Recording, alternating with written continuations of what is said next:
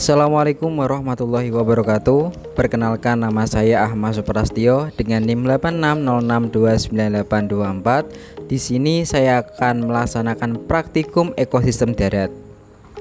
Apa itu ekosistem? Ekosistem merupakan suatu sistem yang terbentuk karena adanya hubungan timbal balik antara makhluk hidup dengan lingkungan hidup, dan di antara keduanya tidak dapat terpisahkan. Ekosistem terdiri dari komponen biotik dan komponen abiotik. Komponen biotik terdiri dari produsen atau tumbuhan dan konsumen atau hewan, serta dekomposer atau pengurai. Sedangkan komponen abiotik terdiri atas bahan anorganik, bahan organik, dan iklim. Macam-macam ekosistem. Dari cara terbentuknya, ada dua macam ekosistem, yaitu ekosistem alami dan ekosistem buatan. Ekosistem alami merupakan ekosistem yang sudah terbentuk dari proses secara alami, sedangkan ekosistem buatan merupakan ekosistem yang sengaja dibuat oleh manusia dengan tujuan untuk menjaga keseimbangan hidupnya di dalamnya. Contoh ekosistem alami adalah hutan, padang rumput, gurun, dan gunung. Sedangkan contoh ekosistem buatan adalah sawah, taman, dan kebun. Kali ini kita akan melakukan praktikum tentang ekosistem darat alami dan ekosistem darat buatan. Adapun alat dan bahan yang harus kita siapkan adalah lembar pengamatan, alat tulis, aplikasi barometer, serta lingkungan sekitar. Yang pertama, kita akan menuju ekosistem darat alami, yaitu hutan.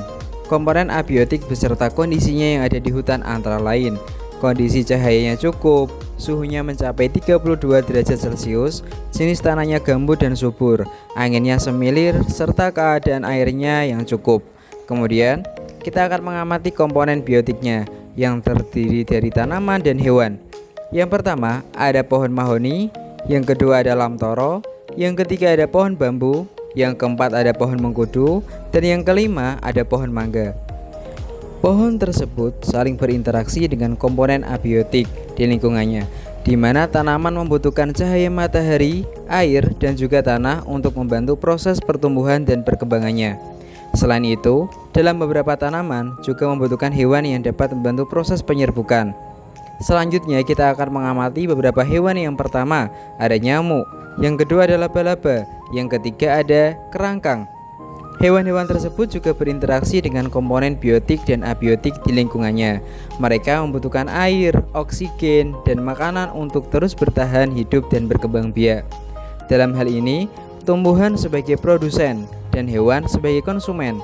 Selain itu, terdapat juga dekomposer atau pengurai. Mereka adalah makhluk hidup atau organisme yang memperoleh energi dengan cara menguraikan sisa-sisa makhluk hidup lain yang sudah mati. Selanjutnya, kita menuju ekosistem darat buatan, yaitu komponen abiotik yang akan kita amati meliputi cahaya. Terlihat cahayanya sangat terik, suhunya mencapai 32 derajat Celcius, tanahnya sedikit kering, anginnya cukup semilir, dan kondisi airnya cukup banyak. Adapun komponen biotik yang kita temukan pada ekosistem buatan, yang pertama ada sawah, yang kedua ada tumbuhan teratai, yang ketiga ada pohon beringin, yang keempat terdapat tumbuhan enceng gondok, dan semua tanaman tersebut saling berinteraksi dengan komponen abiotik. Komponen biotik lainnya adalah jenis-jenis hewan. Yang pertama ada ayam, yang kedua ada burung, yang ketiga ada tupai, yang keempat terdapat ikan. Hewan-hewan tersebut juga saling berinteraksi dengan komponen biotik dan abiotik lainnya. Mereka membutuhkan air, oksigen, dan makanan untuk terus bertahan hidup. Adapun dekomposer atau pengurai yang ditemukan di ekosistem buatan adalah jamur dan cacing. Berikut adalah tabel hasil pengamatan komponen abiotik dan biotik, ekosistem darat alami dan ekosistem darat buatan. Assalamualaikum warahmatullahi wabarakatuh. Perkenalkan, nama saya Ahmad Suprastio dengan NIM 8606298824. Pada video kali ini, saya akan praktikum IPA dengan judul pengaruh deterjen terhadap perkesambahan. Mari simak videonya. Berikut alat dan bahan yang saya gunakan untuk praktikum IPA pengaruh deterjen terhadap perkecambahan. Gelas-gelas tersebut sudah kita beri label 1, label 2, label 3, label 4, label 5, label 6, dan label kontrol. Oke, baik. Langkah pertama, kita akan membuat larutan deterjen. yaitu dengan 1 gram deterjen. Kemudian kita akan masukkan ke dalam gelas ukur dan kita berikan air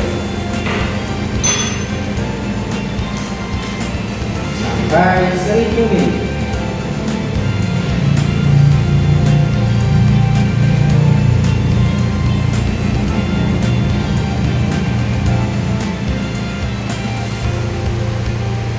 Kita larutkan.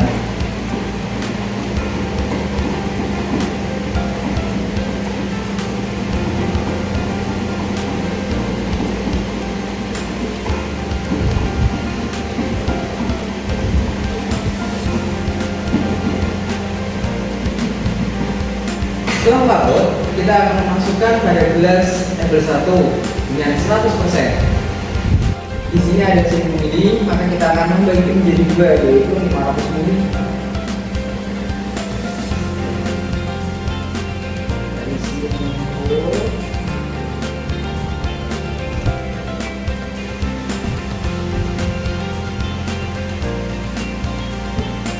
Kemudian kita beri air lagi sampai 1000 ml.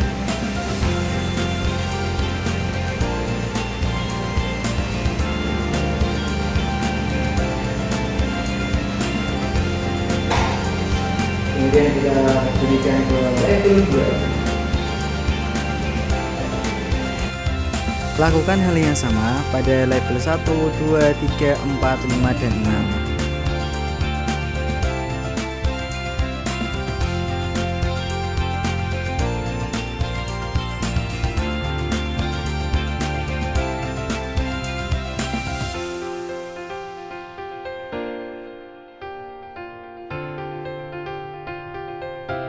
Gelas yang terakhir namanya adalah gelas kontrol. Gelas kontrol ini dengan air lighting, kita isi dengan air lighting atau tidak ada campuran dari deterjen.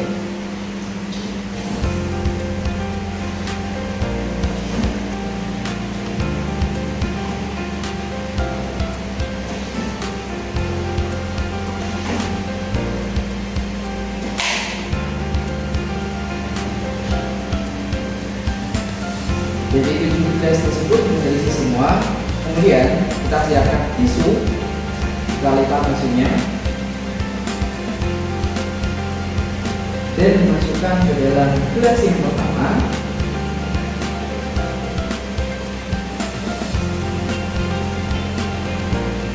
Kita buat lagi.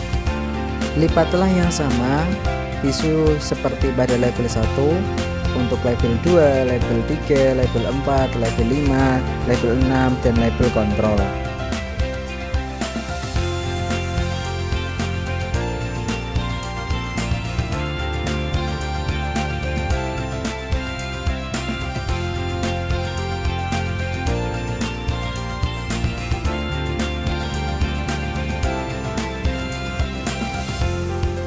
Setelah memberikan tisu semua, maka kita akan mengambilkan 2-3 sendok dari label 1 sampai label yang ke-6 kepada gelas yang sudah diberi tisu.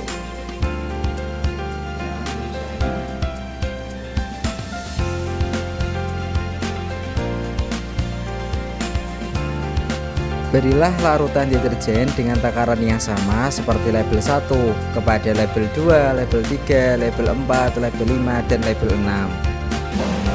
Dengan sendok yang baru tanpa tercampur oleh deterjen.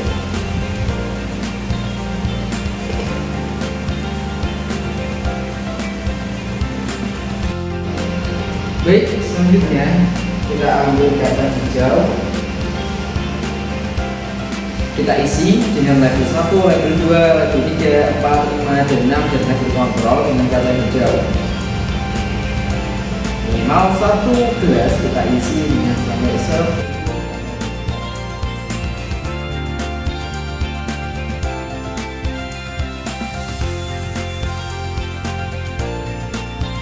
Kita tutup dengan kardus agar tidak terkena oleh sinar matahari dan terbuka di hari pertama dan hari kedua. Langkah selanjutnya, kita tata sesuai dengan urutan, kemudian kita tutup dengan kardus selama 24 jam. Langkah selanjutnya, setelah 24 jam, maka saya akan membuka isi dari kardus. Kemudian saya akan melakukan pengecekan dan pengukuran terhadap biji kacang hijau. Nah, setelah melakukan pengamatan dengan menggunakan mistar, maka saya akan menutup kembali untuk saya kontrol di hari kedua, yaitu di 48 jam, dan saya akan menutup kembali menggunakan kardus. Kemudian pada hari kedua, setelah 48 jam, saya akan melakukan pengecekan dan pengukuran terhadap biji kacang hijau, apakah mengalami pertumbuhan atau tidak. Kemudian saya akan mencatat pada laporan. Berikut laporan dari hasil pengamatan pengaruh deterjen terhadap perkecambahan.